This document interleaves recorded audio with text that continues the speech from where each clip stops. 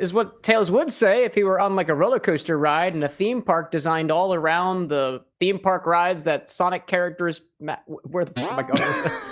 In our quest to continue the Sonic weirdness, I've been really in a theme park mood. I had a really odd idea the other night where I'm just like, if I turned Sonic characters into theme park rides, what would they be?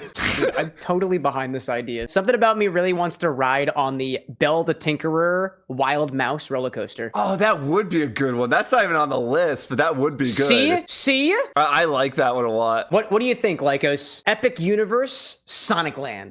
Universal Studios, if you're looking for idea men, we're your guys. Dude, yeah, add that to your Epic Universe, because what you got, dragons, you got Mario, you got a distinct lack of hedgehogs. Yeah, what's the other one they have? They have one that's like the classic like Halloween monsters like Frankenstein, the Wolfman. Yeah, a distinct lack of werehogs. Exactly. Universal Studios, what are you doing? Get on it. That's okay. Well, we've got you. We've done all the work for you. We've all done all the ideation for you, and that's what we're diving into this episode. What if Sonic characters were theme park rides? I have a list here of ones I've made. Admittedly, 2 of them are not rides, but I thought they would be very funny inclusions. I mean, like, if you think about a theme park, right, you've got rides, you've got, like, A-ticket rides, E-ticket rides, you got performances, maybe some streetmosphere in there somewhere. You also got like the midway games, I think as they're called, like the carnival games. Yeah. And also depending on the park, you might also have some water rides as well, because one of the inspirations for this was Dorney Park, which is a normal amusement park, but also has like a water park because I used to go there a lot as a kid. Also, that park is a lot older than I thought it was. It opened in 1884. I didn't realize Dorney Park was that old. Wow. Neither did I. That's older than Disney World. I looked up one of the rides because I have a character who I'm like, oh, I think they're like this really old ride. Like this ride, the whole gimmick is like, oh, it's the oldest ride in the park. And then I was like, okay, the ride is from this year. How old's the park itself? And I'm like, excuse me? I want to start there. Yeah. Which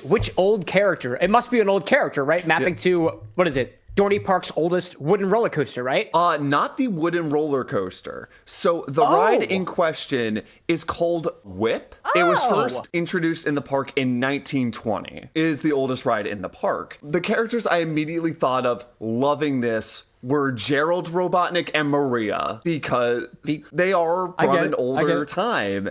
And I was thinking, I'm like, there is a chance that Gerald could have ridden this ride with like his grandparents or his parents. So that it's like, oh, he liked this ride when he was a kid. So of course he'd want to share that ride with like his granddaughter. There is a piece of me that feels this dramatic, ironic sadness at the idea that little baby Gerald Robotnik goes to Dorney Park, not yet with a Wild Water Kingdom, to ride the Whip, one of the oldest rides in the park, with great-grandpappy and great-grandmammy Robotnik. Right?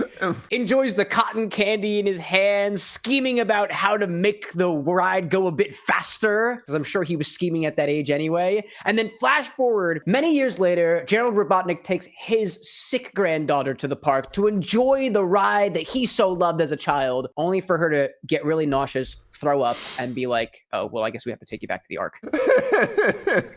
And then Maria's up there on the Space Colony Ark being like, Shadow, I was on that ride. Granddaddy Gerald took me. It was sickening. And Shadow's just like... Or I could also picture her being like, man, it was really fun, except then I got to revisit lunch. And Shadow just doesn't understand. What do you mean? Like, you went to eat after? It's like, no, Shadow, please. Maria's like, I didn't need to experience the crab fries a second time.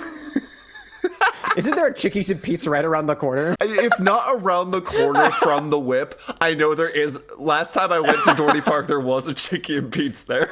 Well, now that brings up the question, how old is Chickie and Pete's? All right.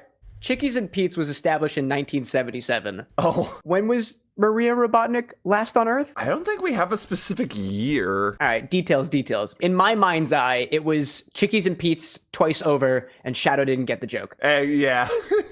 Anyways, so let's see. Gerald Robotnik and Maria Robotnik map to the Whip, specifically in Dorney Park. And also Shadow, because he's also kind of in that older group as well. I could see him really liking wooden roller coasters because There it's we like that old aesthetic, but it's like the speed of modern coasters where he's like, listen, you don't need all this modern technology to have a good time. The fear of potentially derailing and the ricketiness of the ride experience is what makes the coaster ride. The sound, it's not the same as on a modern coaster. There's something about the sound of the track, of going through the track and hearing the clank of the wood that's so satisfying. A faker like you wouldn't understand. Yeah, don't you know, Sonic, that people have died on these coasters? That's a part of the fun.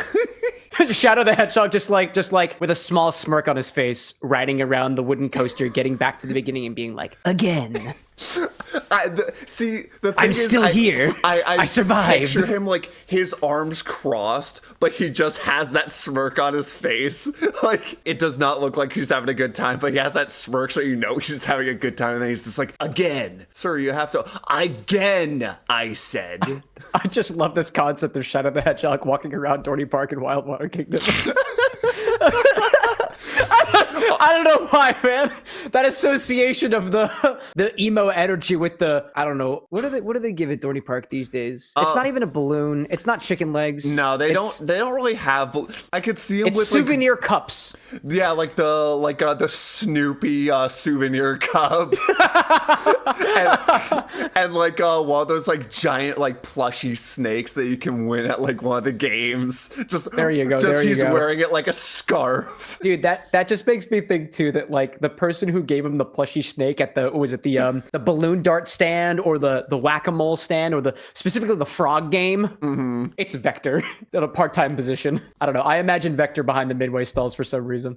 I could see Vector working at like the midway stalls of like the more fair games, but like the really hard ones, the ones that are like so obviously like rigged in their favor. I see Eggman rolling that because that would be his shtick. You're right. Like there's one of those I have in mind particular. It's like this metal coil, and you have like this little metal ring with like two handlebars on the side, and basically the game is this coil is spinning, and you have to get it down all the way to the bottom without touching the coil at all. Yeah. My sister got absolutely destroyed by one of those because she wanted to try and win like a giant Momo plushie from Avatar: The Last Airbender. Nice. She played this game like 10 plus times and yes, lost every time. Oh yeah, Dr. Eggman would absolutely be the kind of person to design like one of those midway games that are not at all intended for you to win. That's his enthusiasticness at the theme park. It's popping some popcorn in his mouth and cackling the way that he does at children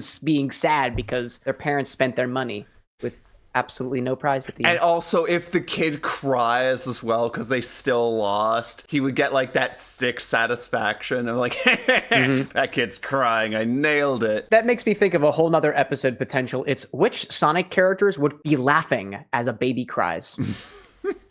And I feel like it's not just the villains. No, I agree with you. But I digress. But Eggman here, he's not alone. Because sometimes at these midway sections, they also have like those arcade cabinets, for a lack of a better word. Like those, that Keymaster or even the classic claw game. I see Egg Pawn because it's still kind of that rigged in the game's favor, but it's a machine. So of course Eggman would set up ways to make more money but still execute his plan of rigged games. Absolutely. There's something that always made me wonder about the way that the egg pawn economy functions. Like, do they have credits that they can spend with each other in this sort of microeconomy that Dr. Eggman has established for the Egg Kingdom? I don't know, Eggpire. Eggman for the Eggpire, for the Eggman Empire, right? And I wonder, does he exploit it to get some of that money that he gives out to the egg pawns back via Midway Mania?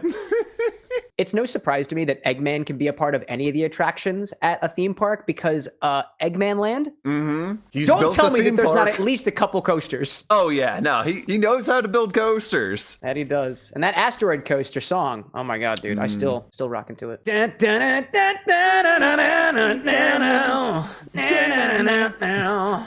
So cool. Of course, Eggman's like, why don't you just have me design the whole theme park? I'll make you billions. And they're like, no, there's a chance you might kill someone. And he's like, you're just a coward. Shadow pops up and he's like, there's a possibility of death. And Eggman's just like, we guarantee that you will survive 99.9% of the time. That's the Eggman guarantee. If Eggman built a theme park, he would be the guy who built Action Park. Oh, hey, yo, New Jersey. How are you doing? Are you still okay? Is New Jersey ever okay? Is Dorney Park in New Jersey or Pennsylvania? Pennsylvania. Thank goodness. I love how this has become the Dorney Park episode so far. Want to remind us where you were for vacation again, Lycos? Actually, don't. No, I don't want to hear it. I know. Next Sonic character. We gotta respect the parts of the park that are not intended for people our age, right? Like, I feel like a Chao would be some sort of kiddie ride. But exactly what kind of ride? Well, with kiddie rides, you have like a lot of options because there are like the kiddie roller coaster where it's like the most intense part is like that initial drop and then it's not really that intense afterwards. You also have, you know, that ride where it's like you sit in like the giant like line of chairs and like it's like the drop tower ride, but it's like kid sized, so it's a lot smaller. Yeah. No, I see that. Heck, I've even seen just some like play areas. Like there was a new one I think I saw in Epcot where it's just like a nature themed play area. Like they had some like swings, they had like mushrooms that you could like, I don't know, stand on. Chao are very much creatures of the environment, for lack of a better term. I guess, are they? Not really, I guess, because they're held in captivity for the most part. The Chao Gardens. Well, the Chao Gardens, I feel like the unfound ones by like society are just isolated. I suppose so. Because like that's at least what we see in Sonic X. When we see a Chao Garden, it's completely isolated from the rest of the world. Well, you know, that idea of Chao in captivity, to draw a parallel to theme parks, you could make the argument that the play areas inside the theme park are isolated, almost like captivity for children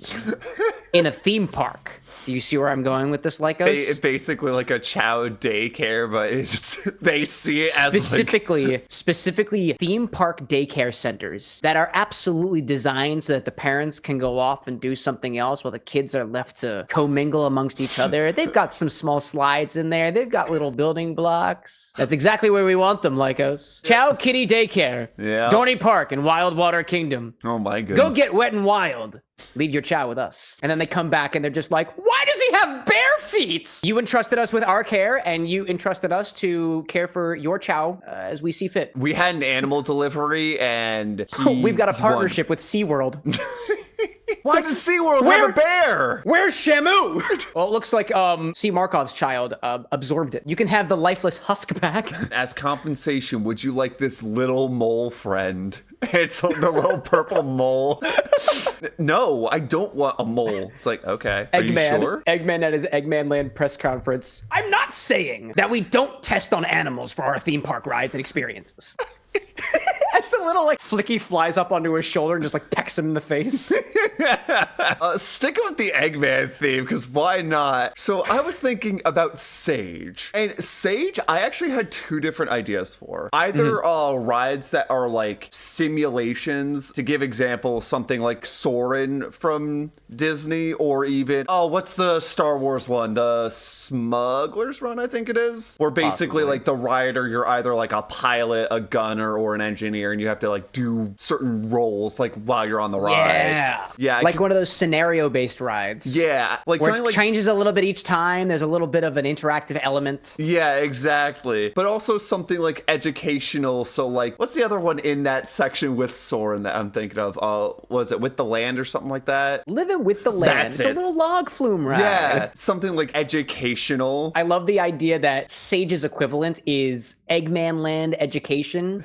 As opposed to like Living with the Land in Disney World, where you're being educated about the farms and the crops and the vertical integration efforts and whatnot for, you know, developing new foods and stuff. It's Sage being like, it's the robot manufacturing line. All the robots that are running the rides and making you feel safe and right at home. Keyword feel. Of course, because the robots are pseudo cartoony. Like as you're riding through, you see one of them like at like an operating station and it just sees like the flume floating by and it just like waves like both arms in the air, does a little dance. And here's where we refine our heavy metals. What's that smell? Don't forget to put on your Eggmanland themed masks to prevent any sort of poisoning. Don't breathe this.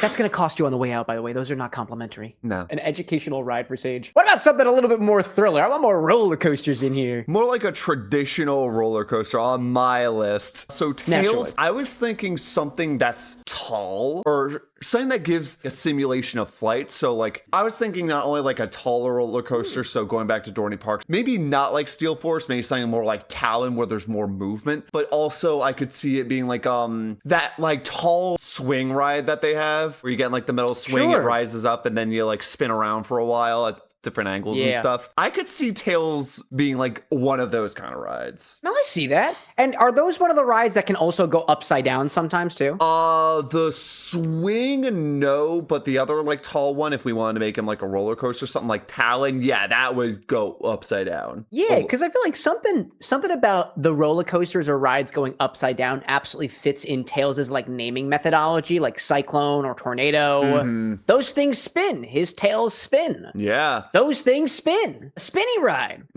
Or to throw another spinning ride in your direction, one of those ones like the teacups where you can spin yourself around real fast. And it's literally called Tails' Spin. Then your head can literally be spinning. Honestly, for something refined like a teacup ride, I could see that actually for Cream and Vanilla because they Yeah. are more refined. Except again, Cream's a kid, so she wants to have fun. And you know, Blaze is also royalty. So like exactly what we just said, but also on fire. Yeah. My God. Just as a reminder, Universal Studios, you can reach out for professional developments via the LoreX email. Also, when you said that, my brain just thought of a teacup ride, except the teacups have like hot rod flames on them. No, but it's cool, right? Because when the teacups spin around, like when it spins, you can see like a little animation, which is really cool. That was Tails' idea. And then one of the teacups is like the blazing teacup, like the super form. Heck yeah. Or you know what? Why don't we take that concept and just expand it further? All super forms get a teacup ride. Beautiful. Right? There's the super cup, there's the hyper cup, there's the wear cup. Actually, if you just want one for all of the super forms, since they're going like wherever the heck they want to go, why not make them the tilt-a-whirl? Get them G's going, but like each individual car is like themed after a different super form. Even better. I love that. Well, you know those little like what do they call those rides where you go on the inside and they spin you so fast that you're stuck to the walls? Oh, yeah, I know what you're talking about. I've never ridden one like that, but I know what you're talking about. Like a gyrotron or something like that? Yes. But like there's a little bit of air that blows on the inside and it's a little disco on the inside and people walk out with their hair like in a tizzy. Maybe it's a little bit of static electricity because of the rubbing against the back of the plates that you're sitting on. And you walk out and you've gone super. Also, that ride could be painted to look like the Master Emerald or just the Chaos Emerald. Yeah, that would be cool. I love the idea of walking into the spinning Master Emerald and walking out as if, I don't know, it emeralded you. Yeah, it transformed you in your own super form. Another ride on my list is Charmy Bee. I don't know why, I could see him being like a Splash Mountain. You know, those like flume rides that have like the huge drop. Yeah, no, I see that. My immediate thought is Charmy Bee is an insect. I feel like water does not gel well with creatures with small veneer wings. But like something about specifically the vibe of the characters at Splash Mountain before it was redone, I totally see Charmy Bee fitting within that like Disney cartoon aesthetic. Because like it was very, even now, like they reframed it to be a little bit more, it's got some farmland there too. It's all actually the new bees pollinating. The new Splash Mountain actually does have kind of a little bit of an insect vibe because they changed it to Tiana's, right? Yeah, Tiana's Bayou Adventure. So you have like the fireflies, the alligator, Louis? I think he's... Yeah, what was it? The large... I don't remember if he's an alligator or a crocodile. Yeah, but yeah, the large... Yeah, Louis. I think that's his name. The Disney Wiki refers to Louis as, quote, a large, overweight alligator. Bruh, that's just rude. Plus-size alligator. Come on, Disney. Come on. Wow. I'm docking points from Disney Wiki for that one. Boo. Disney fandom. Boo! Boo! Boo! But hey, speaking of potentially plus-sized crocodiles, what if the whole Chaotix team is just a log flume ride? Oh, that would be fun. Because I know absolute the minimum. Like, Charmy not only loves that drop, but then the splash at the end that can get extra people, like, walking by. Like, you'd be like, haha, got him. How could Charmy be not like the drop? Like, you've seen his stinger attacks in the game. He can go from all the way up here, all the way down there in seconds. That feels like a drop to me. I totally vibe with that. And then, I don't know, like, SBO is like the one character who you see throughout different points in the ride, but like disguised as various different objects. So like for the people who are still like reeling and trying to cope with first of all, the drop, second of all, the waterlogging, they're shivering and holding themselves in, they can be like, I see the chameleon again. It's taunting me. Oh my god, that would be like the theme of the ride is like... It's Team Chaotix Where's to get SBO? Exactly, like they get a job and it's like, where's SBO? So it's like Vector and Charmy like going through different spots trying to find SBO as you're like, going up the mountain or whatever. And if you look in certain spots, you can just see SBO hiding like throughout the ride when they're in different spots. And Charmy B is like narrating the whole time, especially when you get to the waterfall. And he's like, well, we haven't checked behind the waterfall yet. Usually we have a lot of luck there. And then you go down. Oh my gosh, this sounds really cool. Yo, Universal, get on this. I know not technically a character, right? Yeah. But what about something that corresponds to the rings, the treasures? Maybe like the golden ring is like the hero roller coaster, the flagship one. Ooh. How many rings were there in that one Sonic game? 7. Dude, a 7-loop roller coaster. Well, yeah, I was the just world thinking ring that. coaster. Yeah. Not consecutively, like not one after the other. But 7 total rings throughout the track. Yeah. Oh, like, that'd be really wonder, cool. like, what is the record for most loops in a roller coaster? Oh, yeah, that's... Because I feel like it would need a lot of space. The world record for most number of inversions on a roller coaster with the number 14 is held by the Smiler at Alton Towers in the United Kingdom. It has held the record since 2013. Wow. This roller coaster absolutely knows who its target audience is. I do not like those eyes. Okay, yeah, I can see that. I will say that visually terrifying. That is kind of interesting how they are connected to the mouth. Yeah. Oh, and the 2 loops here with this thing in the middle. Oh, it's kind of like the 2 eyes and the mouth. Okay, I can kind of see that.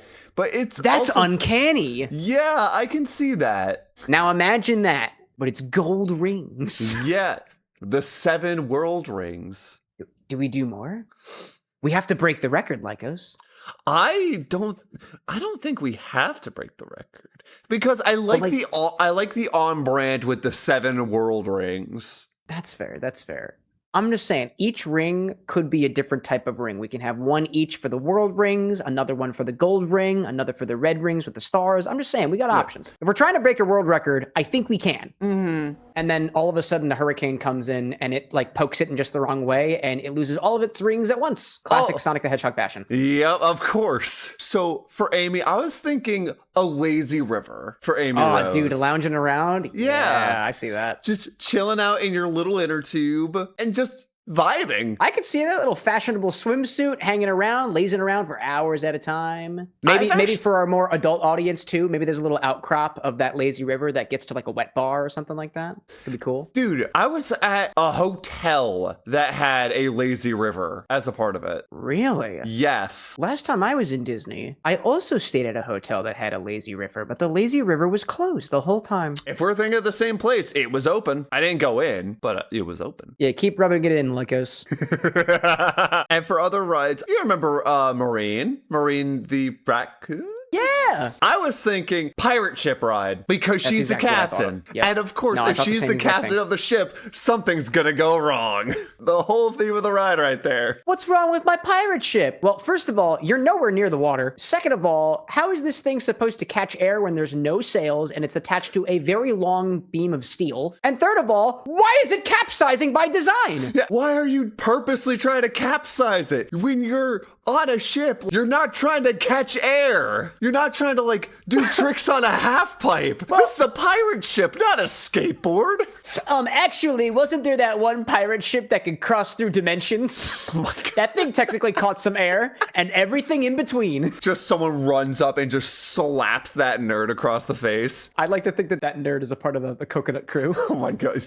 Or is it Garcon or something? Yep. And then Knuckles looks at this ride. It's like, nah, too much. You gotta go classic. So try my ride instead. And his is literally bumper cars. I hear you there. It's a very contact ride. You ever have that friend of yours who you just want to sock in the face, but you can't do that? Go on the bumper cars. You're supposed to bump into each other. It's safe. Yeah. And best part, it's a classic. Everyone likes bumper cars. Absolutely. And we have to make sure that our park is unique in terms of other parks, right? So here's my pitch. The Knuckles Sandwich bumper car rides, like, you know how most bumper cars have a section where it's all the cars that are not currently working and they're all just sitting off to the side? Those are options. Some folks can just sit on the broken cars and just watch. Kind of like how the Master Emerald does things. Yeah. The Emerald cars, they never work. They sit in the corner. And I guess there's an implication of all 7 of them hanging around at once to go super. But if you want to go super, you're going to have to go back to the Gyrotron. Not only are you watching, but it's also pseudo-interactive, you know? Yeah, you got that one kid who's in the Knuckles car that is just bopping into the Master Emerald cars. They're not interacting with anybody else. They're just boom, boom, boom. I'm going super! Look, I found the Chaos Emeralds! And the one parrot who decided to sit in the sidelines in the Emerald car is just like, yes, you have. You've gone super. When does Eggmanland close? Please close soon. I want to go home. And then they get back later at the end of the day and they realize that their child now has dragon wings. What the? Daycare! So then they stop at Rouge the Bat's cocktail lounge right on the outside, which happens to give cocktails to go. Obviously, you have to sip them only after you get home. But luckily for us, Eggmanland also offers interdimensional transport Uber options. Yeah, because they are appealing to everyone across multiple dimensions. So That's they have true. to That's make true. sure that they can accommodate extra dimensional guests. Yeah. Guests from other dimensions, extra dimensional creatures themselves. Makes sense. Speaking of the elephant in the room, Sonic Colors with Hyper Go-On powering roller coasters that are already existing. How are we powering this park? That is a fantastic question, because if Eggman builds the park, it's going to be powered, yes, but is it unethical? Probably, because that was literally what he did for Sonic Colors. I feel like if you had Tails try to figure it out, he would do something more ethical, like maybe trying to use the Chaos Drives to power it. Fair. Because there's nothing wrong about using the Chaos Drives. Or you have both Eggman and Tails work on it, and they find some power source that not only generates a lot of energy, but is also ethical, like perhaps even more energy than the Chaos Drives and easier to obtain. Yeah. On the flip side, if we did still power the park with Hyper Go-On energy from the Wisps, we could just have that as a part of the deal, right? Yeah. They can go on the rides every once in a while. They can take breaks when they want to. There's shifts and whatnot. There's a union. Union mandated breaks. Union mandated Wisp corporeal union? times. Oh, absolutely. Heck yeah. And proceeds from this park powered by Hyper Go-On goes to hyper support local initiatives. Basically, those funds go to organizations that help keep the Wisp planets clean and safe and make sure that there's nothing endangering the Wisps. Yeah. And like therapy. For who? The Wisps? Or just in general? I mean, I was thinking just the Wisps. In a way, they have gone through it a lot, you know? That is fair, yeah. Giving them somebody to talk to in their nonverbal ways is the least that we can do. Make sure that they have resources available to them for Yes, those of kinds of course. services. Or appliances. So they can get their energy out in a way that is conducive, like with a refrigerator or a toaster. Wisp therapy could be a whole nother episode. I picture Wisp therapy, but instead of a Wisp talking about their woes and troubles, I just see Cubot just sitting on the couch. It's like, I always wanted to be a cowboy. And the therapist is just really confused.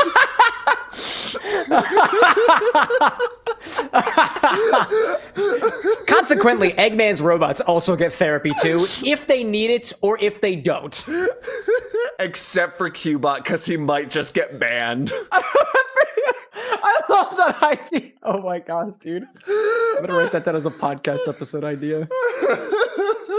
therapy for Sonic robots or characters in the Sonic universe. We were career counselors. We were also theme park design engineers. And now therapists. at some point we're going to be therapists. I feel like we've got a pretty good fleshed out park here. I know there's some implementation details that we've probably glossed over. We're more at the high level of things, right? Yeah. But I'm trying to think, what other parts of a park have we not fleshed out yet? Okay. I'm thinking we had like the Midway games, but Yeah. like honestly, I'm not the biggest fan of playing games outside. What about like an indoor arcade? Ooh, Where you would yeah. also find things like the claw machines, as you were Yeah. saying before. Yeah, definitely we could have like an arcade.